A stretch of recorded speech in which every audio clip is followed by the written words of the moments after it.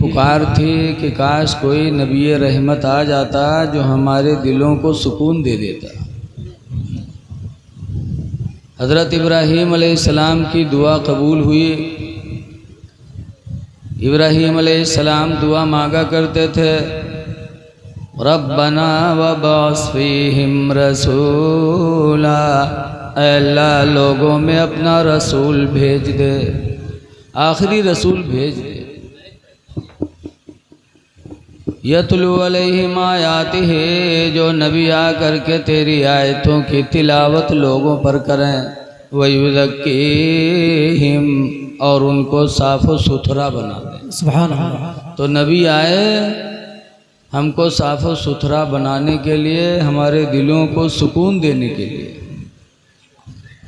आला हज़रत इमाम अहले सुन्नत रज़ियल्लाहु ताला अन्हु हुज़ूर के पैदाइश के ताल्लुक़ से फरमाते हैं, भीनी सोहानी सुबह में ठंडक की है। सुबह सुबह सरकार तशरीफ़ लाए तो जिगर को ठंडक मिली। भीनी सोहानी सुबह में ठंडक जिगर की है। भीनी सुहानी सुबह में ठंडक जिगर की है, और कलियाँ खिली दिलों की हवा सुभान अल्लाह, सुभान अल्लाह की है। कलियाँ खिली दिलों की हवा ये किधर की है। जब नबी कदम रखे तो उस सरजमीन का मर्तबा कितना बुलंद हो गया। आला हज़रत फरमाते हैं, अल्लाहु अकबर अपने कदम और ये खाके पास। अल्लाहु अकबर अपने कदम और ये खाके पाक, हसरत मलाइका को जहाँ वज़्र सर की है। हसरत मलाइका को जहाँ वज़्र सर की है। तो नबी आए तो हम लोगों के दिलों को सुकून मिला। अज़ीज़ गिरामी हज़रत हाफिज़ व क़ारी मोहम्मद शरीफ साहब क़िबला ने आप लोगों की दावत पर मुझे फ़ोन किया, मैं हाज़िर हुआ। साबिक़ प्रधान जनाब मोहम्मद शफ़ीक साहब और गांव के लोग जिनको मैं नहीं जानता, अल्लाह सबको इसकी बेहतर जज़ा अता फ़रमाए, आमीन। कुरान की एक आयत मैंने पढ़ी है। अल्लाह फरमाता है अलिफ लाम मीम, इसका माना पता नहीं, अल्लाह जाने, अल्लाह का रसूल जाने। ज़ालिकल किताबु ला रैब फीह, यह कुरान है कि इसमें कोई शक नहीं, कोई शक नहीं, इसमें एक एक नुक्ता इसका सच है। हुदल लिल मुत्तकीन, ये कुरान हिदायत है परहेज़गारों के लिए। अब परहेज़गार कौन है? अल्लाह फरमाता अल्लज़ीना युमिनूना बिल गैब, परहेज़गार वो लोग हैं जो गैब पर ईमान ला चुके हैं। बेशक, सुभान अल्लाह। गैब क्या चीज़ है? मरने के बाद कब्र में हिसाब होना है, किसी ने देखा है? बोलो भाई, जो चीज़ देखी न गई हो, सुनी भी न गई हो, उसको क्या कहते हैं? गैब। जो गैब पर ईमान लाए, मरने के बाद कब्र में हिसाब होना किसी ने देखा नहीं, लेकिन हम सबका ईमान है। क़यामत आएगी, किसी ने देखा नहीं, लेकिन हम सबका ईमान है कि क़यामत आएगी। हम लोगों के अमाल का हिसाब होगा, देखा नहीं उस तराजू को, लेकिन हम सबका ईमान है कि अल्लाह क़यामत के दिन हम लोगों के ईमान को तराजू पर तौलेगा। सूरह रहमान में है वनज़उल मवाज़ीनल क़िस्त, हम इंसाफ का तराजू कायम करेंगे। देखा नहीं किसी ने, जन्नत देखी नहीं, दोज़ख देखा नहीं, लेकिन हम सबका ईमान है। खुदा को भी देखा नहीं, लेकिन हम सबका ईमान है कि खुदा एक है। तो गैब पर जिनका ईमान है वही परहेजगार है। लिहाजा ईमान रखो कि मरने के बाद हिसाब होना है। लेकिन आज हम लोगों के दिल बहुत ढीठ हो गए। कब्र पर जाने के बाद भी हमें इसका एहसास नहीं होता। रसूलुल्लाह सल्लल्लाहु अलैहि वसल्लम के दामाद, डबल दामाद सरकार के, रुकैया सरकार की 4 लड़कियां थीं, ज़ैनब, रुकैया, उम्मे कुलसूम, फातिमा। ज़ैनब की शादी हुजूर ने अम्र इब्नुल आस से किया इस्लाम से पहले, और उसके बाद जब इस्लाम आया तो ज़ैनब ईमान ले आई, अम्र इब्नुल आस ईमान नहीं लाए। और ईमान भी नहीं लाए, रसूलुल्लाह के दुश्मन भी हो गए। सरकार ने फरमाया अम्र इब्नुल आस या तो ईमान ले आओ या मेरी बेटी ज़ैनब को तलाक दे दो। इसलिए कि बदमज़हब के निकाह में अपनी लड़की कैसे रह सकती है। कहा या तो ईमान ले आओ या तो तलाक दे दो। तो अम्र इब्नुल आस ने कहा न मैं तलाक दूंगा और न मैं ईमान लाऊंगा, और सरकार का जानी दुश्मन हो गया। एक जंग में लड़ने गए, गालिबन वो जंगे बद्र है, और वहाँ अम्र इब्नुल आस गिरफ्तार हो गए और गिरफ्तार होकर मदीना लाए गए। सरकार ने फरमाया फिदिया अदा करो, रिहाई लेना है। तो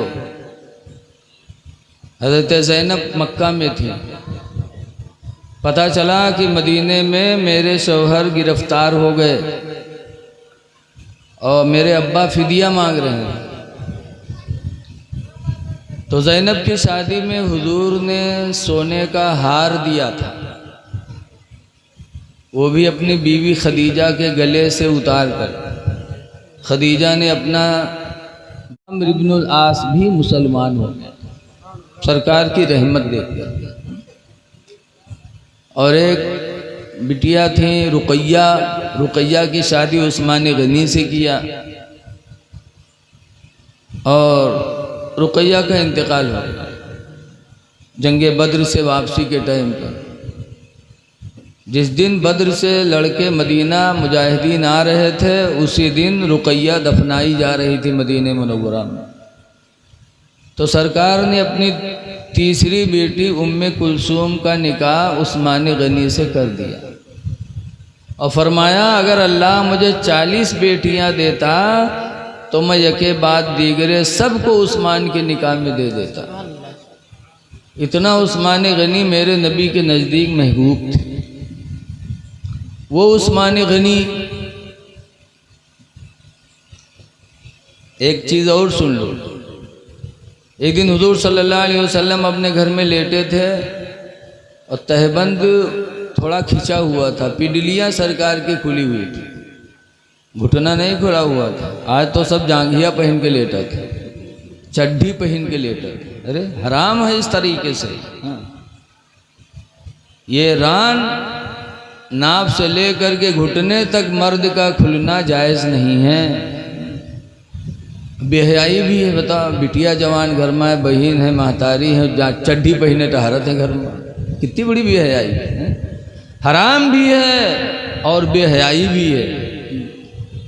ऐ लोगो, इससे अपने आप को बचाओ। नहाओ भी तो चड्ढी पहन के मत नहाओ, जांगिया पहन के मत नहाओ कि तुम्हारा रान न खुले।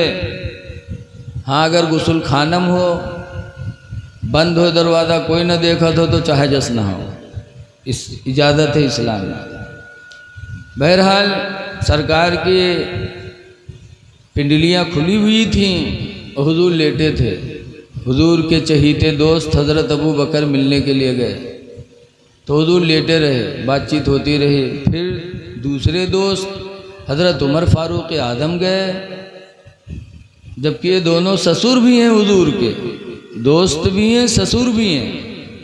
हज़रत अबू बकर की लड़की हज़रत आयशा रज़ियल्लाहु अन्हा हुजूर के निकाह में और हज़रत उमर की लड़की हज़रत हफ्सा हुजूर के निकाह में। तो दोनों ससुर भी गए मिलने, सरकार ऐसे लेटे रहे, बातचीत होती रही। थोड़ी देर बाद हज़रत उस्मान गनी गए।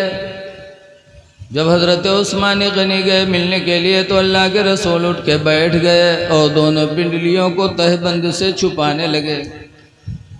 तो हुजूर की बीवी हज़रत आयशा कहती है, अल्लाह के रसूल, मेरे अब्बा अबू बकर आए तो आप ऐसे लेटे रहे, हज़रत उमर आए तो आप ऐसे लेटे रहे, और उस्मान आए तो आप उठ के बैठ गए, पिंडलियों को आपने छुपा लिया, क्यों? तो हुजूर फरमाते हैं, आयशा, मैं उस्मान से हया क्यों न करूं? उस्मान से तो जन्नत के फरिश्ते भी हया करते। क्या बात है। उस्मान से मैं हया क्यों न करूं? उस्मान से तो जन्नत के फरिश्ते भी हया करते। ये दर्जा उस्मान का। लेकिन ऐ लोगों, रवायतों में कि जब हज़रत उस्मान गनी कब्रस्तान जाते और किसी कब्र को देखते तो इतना रोते कि रवायतों में तल्ला लिहयत हो कि हज़रत उस्मान गनी की दाढ़ी भीग जाती। लोगों ने जब रोते हुए देखा तो पूछा, तस्कुरुल जन्नत वला तबके, ऐ उस्मान तुम जन्नत का बयान करते हो, रोते नहीं हो। व तस्कुरुन नारा वला तबके, और जहन्नम का बयान करते हो, रोते नहीं हो। और कब्र को देखते हो तो रोने लगते हो, क्यों? तो उस्मान गनी कहते हैं, क्यों न रोऊं? मेरे पैगंबर ने कब्र के बारे में फरमाया, कब्र अव्वलु मंजिलुम मिन मनाजिलिल आखिरा, कब्र आखिरत की मंजिलों में सबसे पहली मंजिल है। हुजूर ने फरमाया, अगर इंसान पहली मंजिल में कामयाब हो गया तो आखिरत की सारी मंजिलें उसके लिए कामयाब हो जाएंगी। इसलिए मैं कब्र को देखकर डरता हूँ कि खुदा जाने इस मंजिल में कामयाबी मुझे मिले कि न मिले। ये सहाबा के अंदर खौफ खुदा था कि इस कब्र में मुझे कामयाबी मिले कि न मिले। और आज हम कब्र के पास भी जाते हैं लेकिन हमको एहसास नहीं, बहुत दिल ढीठ हो गए। कहा थे जौन हुई देखा जाए। जैसे एक बुढ़वा रहा है, बीमार भो के लड़का होगा घेरे, अब्बा ये बात अब्बा हुआ, तो बुढ़वा कहते भैया रे हम बच न पाई, अब मर जाइए। तो लड़को कहीं तब अब्बा, तो बुढ़वा कहते भैया रे जो हम मर जाइए ना तो हमार कफन पुरान कपड़ा के दियो, नवा न दियो। लड़को कहीं अब्बा यूँ कहाँ हो सकत है कि तुम हमका पढ़ाए लिखाए, घर बनवाए, ज़मीन खरीदे, सब कुछ किए हो, अब मर जाइए तो हम लोग पुरान कपड़ा कफन में देवे। गाँव वाले कहा कहीं अब्बा? तो बुढ़वा कहते गाँव वाले चक्कर में पड़ गया कि सारे हमका फंसाए दे हो रे तुम लोग। कहीं कहा है अब्बा? तो कहते रे पुरान कपड़ा में लपेट के रखो कब्र में, ताकि जब फरिश्ते सवाल करें इन्हें देखिए कफन पुरान, तो तो बहुत पहले मर चुका है, कहीं हिसाब होगा वही छोड़ो। तो छोड़ छाड़ चले जाइए और नवा कफन में लपेट के रखियो, जुड़ते जुड़ जाइए कि न जुटी हैं रे। बताओ ऐसे बुढ़वा परे हैं दलाल कि ज़िंदगी भर तो दलाली करवे कि मरे के बाद कब्रों में सोचा था कि हो 420 के निकल जाए। ऐ लोगों, कब्र के पास जाओ तो इबरत हासिल करो। आला हजरत इमाम अहले सुन्नत फरमाते हैं कि हाय गाफिल वो क्या जगह है जहाँ, हाय गाफिल वो क्या जगह है जहाँ, पांच जाते हैं चार फिरते हैं, पांच जाते हैं चार फिरते हैं। तो गैब पर ईमान रखो, हिसाब होना है कब्र में, क़यामत आनी है, जन्नतो दोज़ख बरहक है, लिहाजा नेकियां कर लो। हदीस पाक में है कि क़यामत के दिन जब अल्लाह हिसाब किताब ले लेगा, हिसाब किताब के बाद जन्नती जन्नत की तरफ चलेंगे, जहन्नमी जहन्नम की तरफ चलेंगे। तो जहन्नम में जाने वाले मुड़ मुड़ के जन्नत में जाने वालों को देखेंगे कि देखें जन्नत में जाने वाला कोई ऐसा तो नहीं है जिसकी दुनिया में मैंने खिदमत की हो तो आज उससे हम बदला मांग लें। हुजूर फरमाते हैं जब एक जहन्नमी किसी जन्नती को पहचानेगा तो कहेगा अमा अरफ्तनी या फला, ऐ फला क्या तू मुझे नहीं पहचानता? इन्नी आतैतुका वज़ूअन फिद दुनिया, बेशक मैंने दुनिया में तुझको वज़ू का पानी दिया था। बोलो ना भैया, ऐ फला क्या तू मुझे नहीं पहचानता? बेशक मैंने दुनिया में तुझको पानी दिया था वज़ू का। फशफ़्फ़िनी इंदल्लाह, तो अल्लाह के नज़दीक मेरी सिफारिश कर दो कि अल्लाह तुम्हारे साथ मुझे भी बख्श दे। वज़ू का पानी दिया था।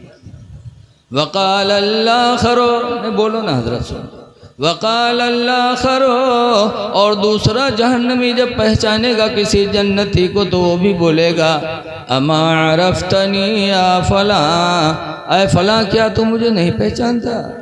इन्नी आतैतुका शरबतन फिद दुनिया, बेशक मैंने दुनिया में तुझको पानी पिलाया था। फशफ़्फ़िनी इंदल्लाह, तो अल्लाह के नज़दीक तो मेरी सिफारिश कर दे। हदीस में हुज़ूर फरमाते फयशफ़अनी, तो दोनों जन्नती उन दोनों जहन्नमियों की सिफारिश करेंगे। फयुशफ़्फ़अन, तो दोनों की शफ़ाअतें कबूल हो जाएंगी और वो दोनों जन्नती के साथ जहन्नमी भी बख्श दिए जाएंगे। लिहाजा लोगों रहती दुनिया में नेकियां कर लो, यकीन जानो गैब पर ईमान रखो कि इसका बदला क़यामत के दिन हमको मिलेगा। अल्लाह तौफीक दे तो किसी को वज़ू करा दो, अल्लाह तौफीक दे तो पानी पिला दो, अल्लाह तौफीक दे दे तो खाना खिला दो। ये वो नेकियां हैं जो कभी मिटने वाली नहीं। मेरे पैगंबर जब मक्का से हिजरत करके मदीना गए तो मदीने में कदम रखते रखते 3 बातें मेरे नबी ने पहले बताई थी। मदीने में जो तकरीर मेरे नबी ने किया था, पहली तकरीर, उस तकरीर में 3 बातें हुजूर ने बताई थी। फरमाया था मदीना वालों सुन लो, या अय्युहन्नास इफ़शौस सलाम बैनकुम, ऐ लोगो जब तुम आपस में मिला करो तो सलाम कर लिया करो। पहला पैगाम मेरे नबी ने सलाम का दिया था। क्यों? सलाम से दिल की नफ़रत ख़त्म होती है, सलाम करने से मोहब्बत पैदा होती है, सलाम से बग़्ज़ कीना पैदा होता है। सलाम एक किस्म की दुआ भी है। जब एक मुसलमान दूसरे मुसलमान से कहता अस्सलामु अलैकुम, तो मतलब यह है कि तुम पर सलामती हो, तुम सलामत रहो। उसने कहा वालेकुम अस्सलाम, तो उसने भी कहा तुम पर सलामती हो। तो एक मोमिन के लिए दुआ भी कर रहा है।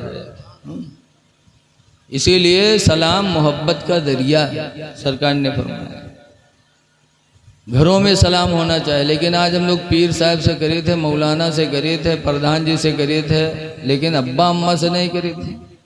बीवी बच्चों से सलाम नहीं करते। सलाम करना चाहिए, सलाम से नफ़रत ख़त्म होती।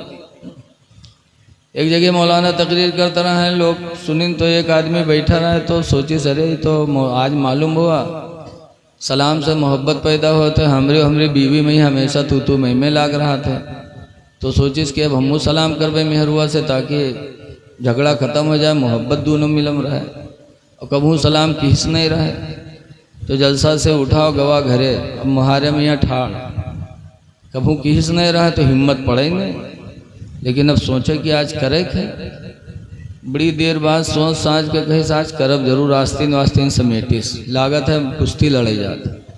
आस्तीन वास्तीन समेट के घर में पहुंचा, बीवी से कहते अस्सलाम वालेकुम। तो बीवी कहा थे तोर सब मजाक निकला थे, लेकिन यूँ मजाक तो हमका नहीं निकला। बताओ, इतनी मेहनत के बाद बेचारा सलाम की तो मेहरुआ का मजाक में ले लिया। आज घर में कोई सलाम करता है तो घर वाले मुस्कुरा के जवाब देते, मुस्कियात लगाते मुल्ला हो गए। अरे सलाम करो, मेरे नबी ने मदीने में कदम रखने के बाद सबसे पहले सलाम का पैगाम दिया। सलाम किया करो, छोटा बड़े को करे, बड़ा छोटे को करे, बेटा बाप को करे, बाप बेटा को भी सलाम करे।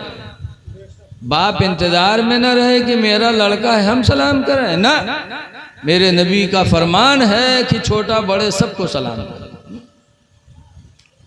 पहला पैगाम सलाम का दिया था और दूसरा पैगाम मेरे नबी ने दिया था वतुइमुत्ताम बैनकुम, अरे मदीना वालों तुम आपस में एक दूसरे को खाना खिलाया करो। खाना वाली नेकी बहुत बड़ी है, इसलिए खिलाओ अल्लाह के बंदों को। कोई दरवाजे पर भूखा आ जाए तो हिंदू मुस्लिम भी न देखो, बल्कि ये देखो कि खुदा का बंदा है, इसको खिलाएंगे, मेरा खुदा मुझसे राज़ी होगा। अल्लाह बंदों पे बड़ा मेहरबान है। मुस्लिम शरीफ की हदीस है कि क़यामत के दिन एक आदमी अल्लाह की बारगाह में ऐसा हाजिर होगा कि अल्लाह ताला उससे नज़र रहमत मोड़ लेगा। फिर उधर जाएगा, अल्लाह उससे नज़र रहमत मोड़ लेगा तो कहेगा अल्लाह मैंने नमाज़ें भी पढ़ी हैं, रोज़ा भी रखा, हज भी किया और तू हमसे नज़र रहमत मोड़ रहा है। तो अल्लाह फरमाएगा मैं बीमार पड़ा था तो मुझे देखने नहीं आया। अच्छा ये बताओ, गाँव को आदमी बीमार होगा देखे न जाओ, तक जब सही हो जाए तब जाओ कि थी बैठो तो तुमरे लंग देखी जल्दी। बोलो भाई, इंसानी फितरत है। अल्लाह नज़र रहमत मोड़ेगा तो कहेगा अल्लाह मैंने नमाज़ें पढ़ी, रोज़ा रखा, सब कुछ किया, तुम मुझसे नज़र रहमत मोड़ रहा है। अल्लाह फरमाएगा मैं बीमार था तुम देखने नहीं आए। तो कहेगा अल्लाह तू कब बीमार हो? बीमार होना तो बंदों की सिफत है और तू खालिक मालिक है, तू कैसे बीमार हो? तो अल्लाह फरमाएगा तेरा फला पड़ोसी बीमार था और तू उसे देखने न गया, अगर तू उसे देखने जाता तो मैं वहाँ मौजूद था, मेरी तेरी मुलाकात हो जाते। पता चला कि जब कोई परेशान होता है तो अल्लाह की रहमत वहाँ जलवागर होती है। इसलिए कोई भी परेशान हाल हो, दरवाजे पहुँच जाए तो हिंदू मुस्लिम न देखो, बल्कि देखो इंसान है, इसको हम खिला देंगे, खुश होगा तो मेरा रब खुश हो जाएगा। खिलाओ पिलाओ खूब। लेकिन आज लोग ऐसे कंजूस हैं कि जान चली जाए लेकिन रुपया न जाए। रमज़ान शरीफ का महीना आवत है, देखा जाता है कि कोई मुसाफिर रमज़ान में आवा मस्जिद में तो अगर कोई अपने घरे बुलाए लेगा और जाए के बाद वहाँ मेहरुआ से कहते हैं तनी मेहमान आए, तनी खाना एक खुराक निकाल लाओ। बड़े गुस्सा से पूछी हैं कस मेहमान? कहाँ के मेहमान? कहने रे मस्जिद में एक मुसाफिर आया रहा तो उनका बुलाए लाए हैं। मेरुआ कहा था इतना बड़ा गांव पड़ा रहा है कोई नहीं बोले, तुहिन बहुत बड़े सेठ बने रहे बुलाए लाए, जब तुहिन बनाओ खवा हम नजे भी चू लग जाते हैं। आज ये नेकी औरतों की वजह से भी आदमी नेकी से महरूम रहता है। नेकियां करो, मुसाफिरों को खिलाओ पिलाओ, अल्लाह के बंदों को, ये वो नेकी है जो अल्लाह कभी बर्बाद नहीं करेगा। पुरखा लोग कहा करते हैं रोटी की मार बहुत अहम होती है। रोटी की मार, रोटी से को मारा थे कोई? रोटी खिला दो किसी को, जिंदगी में कभी भी मिलेगा तो आपसे मोहब्बत ही से मिलेगा। तो दूसरा पैगाम मेरे नबी ने फरमाया था आपस में खाना खिलाओ। लेकिन आज हम लोग सोचते हैं रुपया न जाए, जान भली ही चली जाए। जैसे कि एक आदमी रहा कमाए कमाए के रुपया बटोरिस, बहुत पहले की बात है, तके लेके का बनिया की दुकान पर कहे भैया ले फुटपुर ही कर रख लो, नंबर ही दे दो, तो रख ली, नंबर ही दे दी। तो जब 100 के नोट पे तो बहुत खुश, उसका फैलाए फैलाए देखा है मगन में कि 100 के नोट पाएगा, लावा कपड़ा में बांध के बक्सम रख दी। रात भर की नींद नहीं है खुशी के मारे कि 100 के नोट धरा है घर में। सुबह उठा जब काम पर जाए हुआ तो जाए से पहले बक्सा खोले तक रुपया निकाल के देख ली, फैला वैला के तक बांध के बक्सम रख दी, चला का काम कर। शाम के जब लौटा तो फिर बक्सा जुटा, फिर बक्सा खोलिस तो फिर रुपये वो निकाल के देख लिए, बांध के रख दिए। सुबह देखे शाम देखे, ई मेर देखे कि लागे बक्सम कोनो मज़ार बंद की है। सुबह शाम जियारत करे, बड़े मगन मारा है कि सौ के नोट कर आए। अल्लाह मर्जी जुमक दिन आवा तो जुमक दिन वो काम करे चला गया, उका जुमा से काम मतलब। कुछ बदनसीब ऐसे हैं कि जुमा का भी एहतमाम नहीं कर पाते। ऐ लोगों, जैसे 12 रबीउल अव्वल को हम खुशी मनाते हैं कि मेरे पैगंबर की पैदाइश का दिन है, वैसे ही जुमा हमारे तुम्हारे बाप आदम अलैहिस्सलाम के पैदाइश का दिन है। जुमा ही के दिन अल्लाह ने जन्नत को भी बनाया है, और जुमा के दिन ही क़यामत आएगी, और जुमा ही के दिन जन्नती जन्नत में दाखिल होंगे। जन्नती जन्नत में जाएंगे तो जुमा ही को जाएंगे, इसलिए इसका एहतमाम किया करो। नमाज जुमा पढ़ा करो एहतमाम के साथ। अभी मैं देवा शरीफ गया था जुमेरात को तकरीर करने, तो हाजी वारिस पाक अली रहमत व रिजवान के यहाँ मस्जिद बड़ी आलीशान बनी है। उसके दरवाजे पे इबारत हज़रत की लिखी हुई है, उसमें लिखा हुआ सलातो मेराजुल मोमिनीन की नमाज मोमिनों की मेराज है। हाजी वारिस पाक से पूछा गया कि नमाज में मेराज कैसे होती है? हुजूर को मेराज हुई तो रब की बारगाह में हाजिर हुए, और नमाज में मेराज कैसे होती है? तो हाजी वारिस पाक का फरमान लिखा है कि नमाज में बंदे को अल्लाह की बारगाह में हुजूरी का शरफ मिलता है, कि जब नमाज में होता है तो बंदा गोया कि अल्लाह की बारगाह में वो हाजिर है, और जब हाजिर है तो उसकी मेराज हो गई। तो नमाज जुमा का एहतमाम किया करो। मेरे पैगंबर फरमाते हैं कि जो लोग मालदार हैं, माल की बुनियाद पर सफ़र करके मक्का मदीना जाके हज करते हैं, और जो मेरी उम्मत में गरीब लोग हैं, मक्का मदीना नहीं जा सकते, अल्लाह ताला ने उनका हज नमाज जुमा में रखा है कि जब वो जुमा की नमाज अदा करते हैं तो अल्लाह उन्हें हज का सवाब अता फरमाता है। लिहाजा लोगों, जब जुमा का दिन आए तो एहतमाम करो। कुरान करीम में अल्लाह फरमाता खुज़ू ज़ीनतकुम इंद कुल्ली मस्जिद, हर मस्जिद में जाने के वक्त तुम जीनत इख्तियार करो, बन संवर जाओ खुदा की बारगाह में जाने से पहले। जैसे दोस्त से मिलने जाते हो बन संवर के जाते हो, ऐसे मस्जिद में तुम जाते हो खुदा की बारगाह में हाजिरी देने के लिए, खुदा से मिलने जाते हो तो बन संवर के जाओ। लेकिन आज मनमानी ऐसे चले जाएंगे, पसीना बदन में है, गंदा बदबू हो रही है, और चले गए मस्जिद में। और हुआ जाए एक बात, नमाज कौन मेरे पढ़ाते हैं? अल्लाह रहम कर।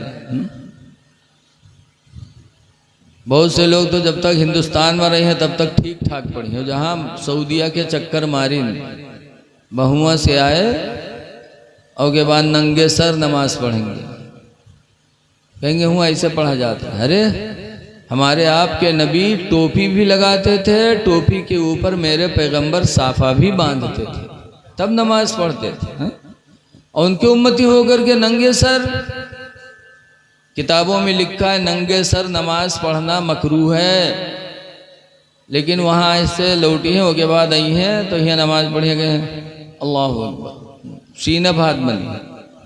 और बहुत से लोग यूँ के जाइए वजू बनाई है उसके बाद नहीं तो बने अल्लाह मालूम यहाँ पकड़े हैं जैसे हाथ टूट गया और दाढ़ी से पानी गिर रहा है, कतरे टपक रहे हैं। मस्जिद की बेहुरमती है। मसला है कि वजू करके इस तरह पहुँच लो कि पानी का कोई कतरा तुम्हारे वजू का मस्जिद की चटाई और फर्श पर न गिरे, वरना बेहुरमती होगी, तुम गुनहगार होगी, अल्लाह तुमसे नाराज होगा। जायज़ नहीं है। लेकिन पहुँचिए मनमानी भाई से हाथ पकड़ लें, ऐसे पकड़िए ऐसे, जबकि नबी की सुन्नत है अल्लाह अकबर, हाथ उठाओ तो ऐसे किबले की तरफ अल्लाह अकबर, ऐसे सर भी सीधा हो। बहुत से जो नमाज पढ़ के अल्लाह मालूम होता सल्ला करे जाते हैं।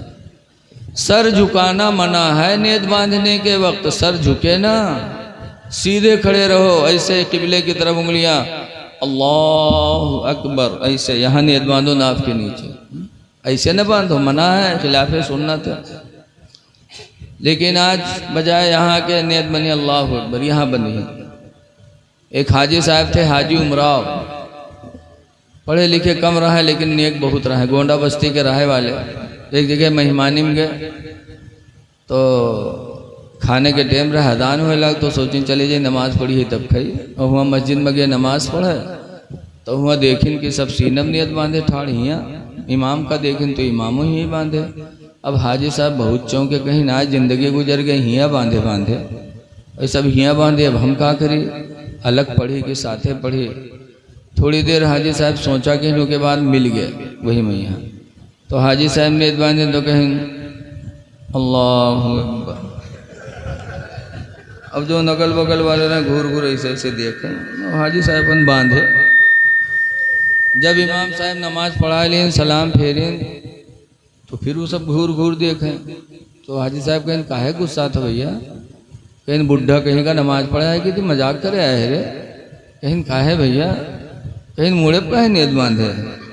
तो हाजी साहब कहें भैया ज़िंदगी गुजर गई हियाँ बांधे बांधे, अब आज तुमरे हियाँ हैं तो देखा तुम लोग हियाँ बांधे हो, तो हम सोचें मालूम जत्ते ऊँचे बांधो उतने ज़्यादा सवाब है कहा, तो हम सोचें हम हियाँ न बांध ली जो सबसे ज़्यादा सवाब है, तो सब चुप।